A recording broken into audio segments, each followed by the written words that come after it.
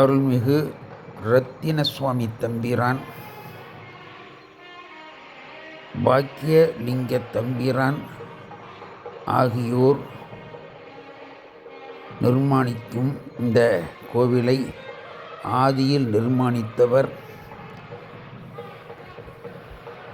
அண்ணாசாமி தம்பிரான். இந்த 3 சித்தர்களால் பூஜிக்கப்பட்டு புனிதத்துடன் நிர்மாணிக்கப்பட்ட இந்த திருக்கோவில் ஆஞ்சநேயர் சந்நிதியையும் தன்னகத்தை கொண்டுள்ளது. தமிழகத்திலே உள்ள பிரசித்தி பெற்ற முருகர் கோவில்களிலே வடபழனி முருகர் கோவிலும் ஒன்று. 6 படை வீடுகள் ஆகிய முருகர் கோவில்களுக்கு இணையான புகழ்பெற்றதும் பக்தர்களின் திரளான வழிபாடுகள் நடக்கக்கூடிய இடமும் ஆகும். பங்குனி உத்திர தெப்பத்தேர் இங்கு மிகவும் விசேஷம். இங்குள்ள கிழக்கு பகுதியில் உள்ள தெப்பத்தில் பங்குனி உத்திர பூஜை தொடர்ந்து 3 நாள் நடக்கும்.